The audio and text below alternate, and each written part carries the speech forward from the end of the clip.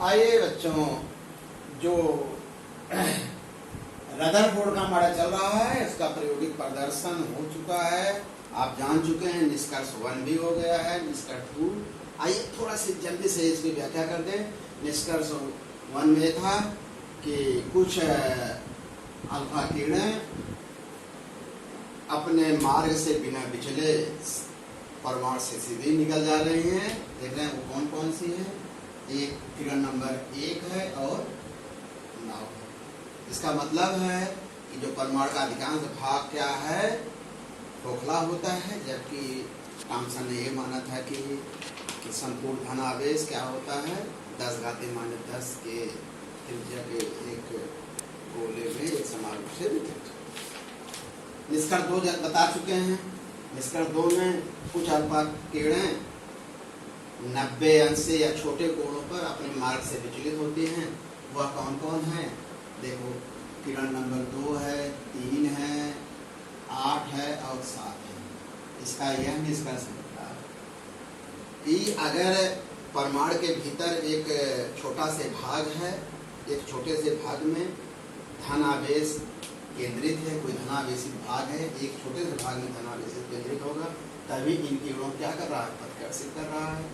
ठीक, जबकि थॉमसन साहब ने ये माना था कि संपूर्ण धनावेश संपूर्ण आयतन में धनावेश माने जो 10⁻10 मीटर की त्रिज्या है उसके संपूर्ण आयतन में वितरित होता है। यहाँ क्या हुआ, संपूर्ण आयतन नहीं बल्कि एक छोटे से भाग, एक छोटे से स्थान में, जिसे परमाणु का केंद्र कहते हैं या नाभिक कहते हैं, वहाँ पर केंद्र। निष्कर्ष नंबर 3 अब बताते हैं बेटा। पहला थोड़ा बता दिए, तीसरा क्या है, जो अल्फा किरणें इस स्वर्ण पत्ती से स्कैटरिंग हो रही हैं, उसमें से कुछ किरणें माने एनसीईआरटी तो लिखा 8000 अल्फा किरणों से सिर्फ एक अल्फा कणों से एक, और कुछ जो आपके पास हेल्प बुक है उसमें 20,000 अल्फा कणों में से एक। तो एनसीईआरटी ये लिखा है 8000, इसी को मानिए कि प्रमाणित है, और हेल्प बुक जो लिखा है 20,000 लिखा है, माने 8000 अल्फा कणों में से जो स्कैटर्ड है उनमें से माने 8000 में से एक अल्फा कण जो होता है वह 90 अंश या 90 अंश से अधिक कोणों से क्या होते विच्छिन्न। तुम कौन कौन किरण देखेंगे? ये देखिए 4 है, और कौन है 5 है और 6। ये देख रहे हैं क्या है, 90 अंश से अधिक कोणों से क्या हो रहा है, प्रतिबिंब होगा। इसका मतलब हुआ ये रदरफोर्ड का बहुत आश्चर्यजनक और महत्वपूर्ण इन्होंने निष्कर्ष निकाला। इन्होंने ये कहा कि इसका मतलब जो आपने दूसरे निष्कर्ष में सीखा कि परमाणु के भीतर एक स्थान पर धनावेश क्या होता, केंद्रित होता, क्लियर हो चुका था। लेकिन यह तभी संभव है प्यारे बच्चों जब यह इन अल्फा कणों को, जो लगभग 8000 में से एक है, उन कणों को बहुत ही प्रबल बल द्वारा क्या कर रहा, प्रतिकर्षित कर रहा है, बहुत ही। इसका मतलब ये जो जिस स्थान से यह प्रतिकर्षण बहुत तीव्र गति से हो रहा है, या एक धनावेशित कण है, अच्छी बात है, एक सूक्ष्म स्थान पर क्या होता है, केंद्रित रहता है, इसे इन्होंने नाभिक कहा। और गणना द्वारा इस नाभिक का जो आकार मिला, आप जानते भी होंगे, पहले से बहुत बताने का जरूरत नहीं, 10⁻⁻15 मीटर से 10⁻⁻14 मीटर, और परमाणु का आकार क्योंकि पहले थॉमसन साहब बता रहे 10⁻⁻10, परमाणु की त्रिज्या का 10,000वां भाग होता है, इतना छोटा होता है। इसे फर्मी भी आप लोग जानते हैं कि नाभिक की त्रिज्या, यह नाभिक और ये परमाणु की त्रिज्या है, माने परमाणु की त्रिज्या का कौन सा भाग है, 10,000वां भाग है ये। और एक चीज और देखिए, एक निष्कर्ष और इन्होंने इसे बताया कि यदि यह नाभिक आकार छोटा होगा तो जो परिकिरण 90 अंश से कम हो, 90 अंश से अधिक है, उनका कोण क्या होगा, अब घटता जाएगा। क्यों? नाभिक का आकार भी क्या हो जाता है, छोटा होगा तो टकराने की संभावना क्या हो जाती है, कम होती जाएगी। इसलिए कोण 90 अंश से जो अधिक था वो धीरे धीरे कम हो जाता है। इससे धनावेशित जो नाभिक है या परमाणु का धन आवेश का विस्तार का पता चलता है बेटा। ओके बेटा, यह निष्कर्ष नंबर 3 हो गया, बहुत इंपॉर्टेंट निष्कर्ष है। अब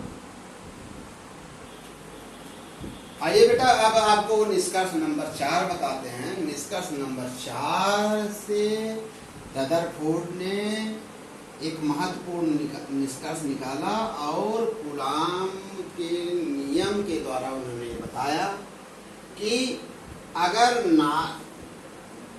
बेटा ये नाभिक द्वारा अल्फा कण पर जितना अधिक प्रतिकर्षण बल लगाया जाएगा तो वो उतने ही अधिक कोण से क्या होगी, विक्षेपित होगी।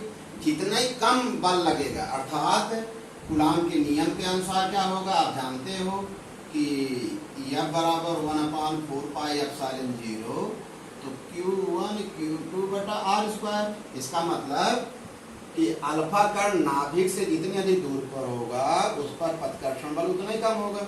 अगर जितना प्रतिकर्षण बल कम होगा वो उतना ही कम कोण से विचलित होंगे। अगर नाभिक के जितना ही पास होगा, जितना ही समीप होगा ये दूरी उतना ही कम होगी, वो प्रबल प्रतिकर्षण बल होगा। इसका मानो अधिक कोण से क्या हो रहा है, विस्थापित होगी।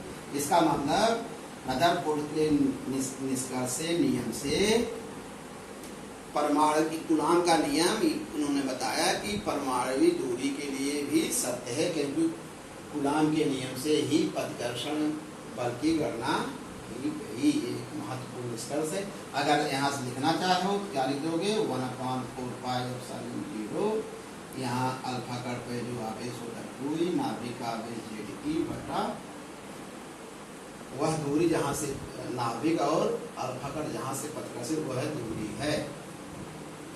अल्फा कण और नाभिक के बीच की दूरी स्मॉल r है। यह निष्कर्ष मैंने निकाला।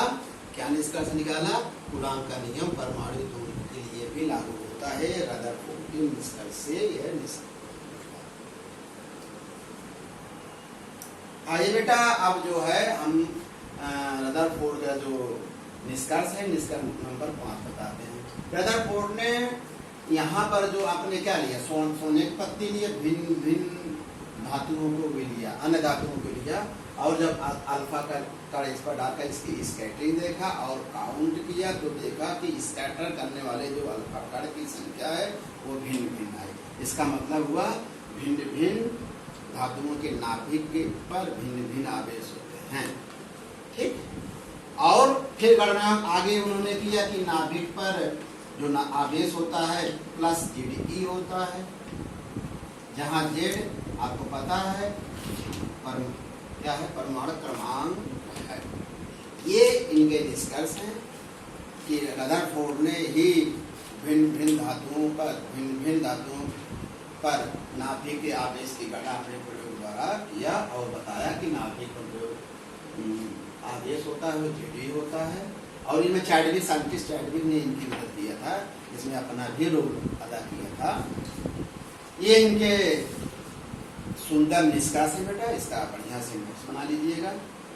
अब जो नेक्स्ट हमारा इसी पर लेक्चर होगा, अब ये पूरी तरह से समाप्त नहीं हुआ है, वह होगा बहुत महत्वपूर्ण निष्कर्ष होंगे। ओके बेटा, नेक्स्ट वीडियो में मिलते हैं। आप बढ़िया से इसका नोट बनाइए, जम के पढ़िए और टारगेट को